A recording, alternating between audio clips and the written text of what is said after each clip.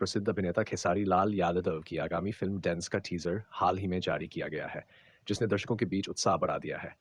Teaser में खेसारी लाल यादव का एक नया और दमदार अवतार प्रस्तुत किया गया है, जो उनकी पिछली फ़िल्मों से भिन्न है। सर्च फाइंड स्पासाइड दैट्स व्हाट सेट्स फ़िल्म डेंस को भोजपुरी सिनेमा की पहली वीएफएक्स समर्थित फ़िल्म बताया जा रहा है, जो तकनीकी दृष्टिकोण से एक महत्वपूर्ण कदम है। सर्च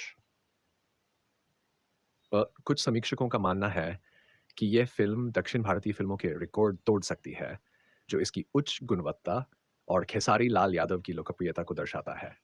ड्यूरिंग सर्च टीज़र में खेसारी लाल यादव की एंट्री दक्षिण भारतीय फ़िल्मों की शैली में दिखाई गई है, जो दर्शकों के लिए एक नया अनुभव होगा। साइट सर्च टेक्सोम कुल मिलाकर डेंस का टीज़र दर्शकों और समीक्षकों से सकारात्मक प्रतिक्रियाएं प्राप्त कर रहा है और ये फ़िल्म भोजपुरी सिनेमा में एक नया मील का पत्थर साबित हो सकती है। आप नीचे दिए गए वीडियो में डेंस का आधिकारिक टीजर देख सकते हैं।